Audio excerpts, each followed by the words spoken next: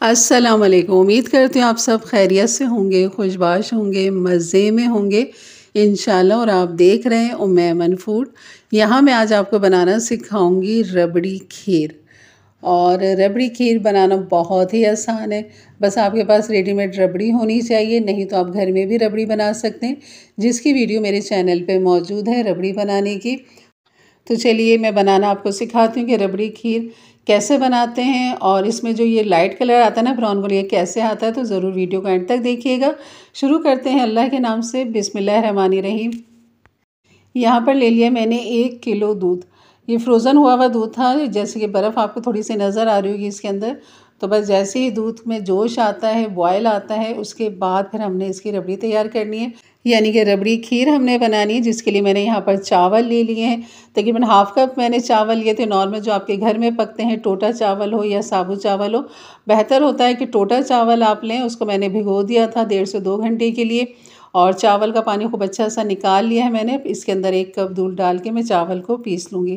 तो यहाँ पर जैसे ही इसमें दूध में जोश आएगा ना, उसके बाद फिर हम यहाँ पर चावल डाल देंगे। तो आप देख सकते हैं चमचा आपने मुस्तकिल चलाना है या रुक रुक के थोड़ा सा चलाना है, क्योंकि नीचे जो मलाई जम जाती है ना तले पे, वो फिर जलने लग जाती है। तो आपने स्पैचुलर की मदद से जो है ना नीचे से मलाई को हटाते रहना है, ताकि हमारी जो खीर है ना वो नीचे ना लगे और ना ही दूध की मलाई नीचे जमे। क्योंकि अगर दूध की मलाई नीचे जमेगी ना, तो फिर खीर लगने का भी ज़्यादा डर होता है। तो इसलिए आपने इसको बिल्कुल इस तरह साफ़ करते हुए चमचा चलाते रहना है।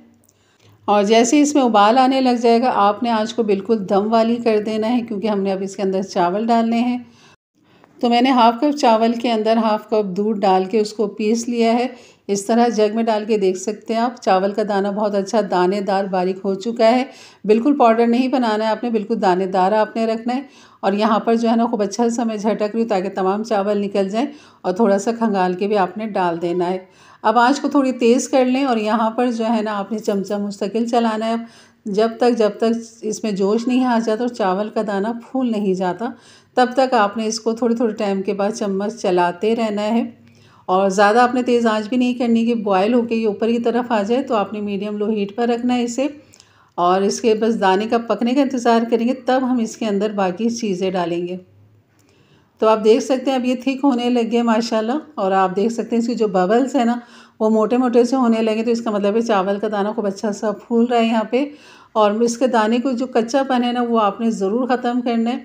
लेकिन अगर ज़रा सी भी कनी रह जाएगी ना, तो ठंडा होने के बाद वो फिर थोड़ा सा खाते हुए जो है ना वो सख्त लगता है और वो अच्छा नहीं लगता। तो आपने खूब अच्छा सा पकाना है इसको। और हल्की आंच पे आपने पका लें इसे। 15 से 20 मिनट आपने पकाना है हल्की आंच पे। यहाँ पर मैंने डाल दी इलायची पाउडर, हाफ़ टी स्पून। मेरे पास ये पिसा हुआ था, नहीं तो आप 4 से 5 इलायची ले लें और उन्हें कूट लें, और छिलके समेत आप यहाँ पर डाल सकते हैं। तो यहाँ पे खूब अच्छा सा मिक्स करेंगे। चावल हमारे यहाँ पर पक चुके हैं। और यहाँ पर जो है ना अब डाल देंगे चीनी। हाफ़ कप चीनी मैं यहाँ पर डाल रही हूँ इस तरह, और हाफ़ कप हमने बाद में डालनी है। खूब अच्छा सा यहाँ मिक्स करेंगे। चीनी का भी अपना पानी होता है, थोड़ा सा ये लिक्विड हो जाएगा हल्का सा, तो कोई मसला नहीं है। लेकिन अगर खीर आपकी थोड़ी सी थिक हो जाए, तो उसका भी हल मौजूद है। जैसे कि मेरी यहाँ पर ये थिक हो जाएगी खीर, और मैं क्या करती हूँ वो भी मैं आपको दिखाती हूँ। तो यहाँ पर जैसी चीनी हल हो जाती है ना, तो इसको मैंने दम पे लगा दिया। और बाकी जो हाफ़ कप है ना, उसको हमने डाल देना है एक फ्राई पैन में। हल्की मीडियम लो हीट पर हमने चीनी को कैरेमल करना है, क्योंकि जो लाइट ब्राउन कलर जो खीर का मज़ेदार सा होता है ना, वो इसी से ही आएगा। तो इसलिए यहाँ पर चीनी को जो है ना मैं पिघला लूँगी, और उसका लाइट गोल्डन कलर जो है ना वो हमें चाहिए। तो हल्की आंच पे जैसे जैसे चीनी पिघलती रहेगी, आपने चमचा चलाते रहना है इसमें। इस तरह आगे पीछे करते रहेंगे तो इस चीनी फिर जलेगी नहीं एक साइड से।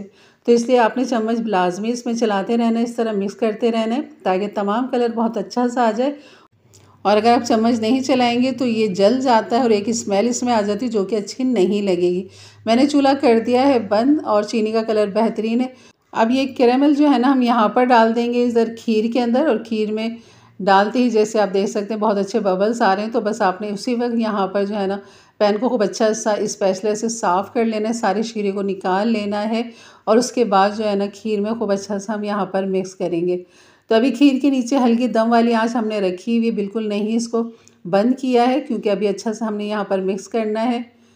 और मिक्स करते ही आप देख सकते हैं थोड़ा सा मुझे थिक सा भी लग रहा है, तो यहाँ पर आप देख सकते कलर कैसा फ़ौरन चेंज और बेहतरीन इसमें कलर आ चुका है। अगर आपको नहीं लेना ये कलर तो वाइट ही खीर रखनी है तो फिर आप जो है ना 1 कप वहाँ पर चीनी डाल दें या जितना आपको मीठा पसंद हो इतना आप डाल दीजिए। तो यहाँ पर जो है ना खीर हमारी थोड़ी सी थिक लग रही है, तो यहाँ पर जो आपने जब भी आपकी खीर थिक हो तो आपने उबला हुआ दूध नीम गर्म आपने डालना है और उसको मिक्स कर लेना है। ये देख सकते हैं काफ़ी अच्छी थिक हो चुकी है। तो यहाँ पर मैं उबला हुआ दूध डाल दूँगी तकरीबन 1 गिलास के बराबर, यानी कि 1 पाव के बराबर। और यहाँ पर खूब अच्छा सा इसे मिक्स करेंगे ताकि थोड़ा सा लिक्विड हो जाए, क्योंकि ठंडे होने के बाद मज़ीद ये थिक हो जाता है। और अभी रबड़ी का भी हम यहाँ इसलिए नहीं डालेंगे क्योंकि अभी खीर हमारी बहुत गर्म है। रबड़ी आपने डाल दी ना तो यहाँ पर सारी वो पिघल जाएगी और वो बिल्कुल भी मज़ा नहीं करेगी। और देख सकते हैं अभी बिल्कुल इसकी जो थिकनेस है ना वो बिल्कुल बेहतरीन है। तो यहाँ मीठा मैं चेक कर लेती हूँ। तो यहाँ पर मीठा जो है ना बिल्कुल बेहतरीन है। तो बस हम रखते हैं खीर को एक तरफ, ठंडा होने के लिए हम इसे रख देंगे ताकि खूब अच्छा से चिल ठंडा हो जाए। उसके बाद हमने यहाँ पर रबड़ी डालनी है। तब आप देख सकते हैं यहाँ पर काफ़ी टाइम हो चुका है, इसे मैंने बाहर ही रखा रहने दिया था, फ्रिज में नहीं रखा था। और यहाँ पर खीर देख सकते हैं काफ़ी अच्छी ये थिक हुई है। इसी तरह हमें खीर चाहिए, तो खूब आपने अच्छे से मिक्स कर लेना इस तरह। और अगर आपने खुला इसे ठंडा करेंगे ना तो ऊपर एक खीर की मलाई से आ जाती है, फिर मिक्स करेंगे तो वो मिक्स नहीं होगी। तो इसलिए आपने इसको थोड़ा ढक देना है ताकि जो है ना ऊपर मलाई ना जमे। जैसे कि आपको नज़र आ रहा है बिल्कुल भी मलाई नहीं जमी थी, लेकिन हमारी खीर यहाँ पर ठंडी हो चुकी है। तो मैंने रेडीमेड ही रबड़ी मंगवा ली थी और उसी से मैं यहाँ पर डालूँगी। आप देख सकते हैं तो यही मज़ेदार हमारी खीर बनी है। तो यहाँ पर यह है रबड़ी तकरीबन आधा किलो, और इसमें से मैं आधा डाल दूँगी यहाँ पर, तकरीबन 1 पाव में डाल दूँगी। आप चाहें तो ये सारी भी आधा किलो इसमें खीर रबड़ी जा सकती है खीर के अंदर, लेकिन यहाँ पर जो है ना बस मैं 1 पाव ही डालूँगी।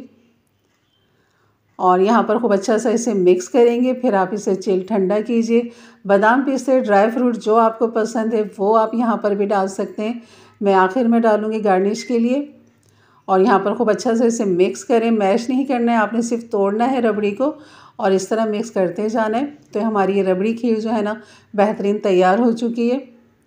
इसे डिश आउट करते हैं और फिर इसे चिल ठंडा करके सर्व करेंगे। तो ये थी मेरी आज की रेसिपी। अच्छी लगी तो लाइक कर दीजिएगा। जाते जाते मेरे चैनल को ज़रूर सब्सक्राइब करके जाइएगा। बेल के बटन को क्लिक कर दें, ऑल के बटन को प्रेस कर दें ताकि मेरी वीडियो की नोटिफिकेशन हमेशा आपको सबसे पहले मिले। और अपने फैमिली फ्रेंड में भी ज़रूर शेयर किया करें ताकि उनके लिए भी आसानी पैदा हो और वो भी इस तरह की मज़ेदार सी रेसिपी अपने अपने प्यारों के लिए बना सकें। तो ये थी मेरी आज की रेसिपी। अच्छी लगी तो लाइक कर दीजिएगा। जाते जाते मेरे चैनल को ज़रूर सब्सक्राइब करके जाइएगा। बेल के बटन को क्लिक कर दें, ऑल के बटन को प्रेस कर दें ताकि मेरी वीडियो की नोटिफिकेशन हमेशा आपको सबसे पहले मिले। तो आप देख सकते हैं यहाँ पर हमारी डिश जो है ना तैयार हो चुकी है और इसकी जो थिकनेस है ना ये भी देख सकते हैं आप। बिल्कुल आपको यहाँ पर रबड़ी के लच्छे भी मिलेंगे, चंक्स भी मिलेंगे और खाने में आपको मज़ा आ जाएगा। तो ज़रूर बनाइए, अपनी दावतों में अपनी फैमिली फ्रेंड के साथ ज़रूर शेयर करें। तो इंशाल्लाह मिलते हैं फिर एक अच्छी नई रेसिपी के साथ। तब तक के लिए इजाज़त दें। अपना बहुत सारा ख्याल रखें, दुआओं में याद रखें। अल्लाह हाफिज़।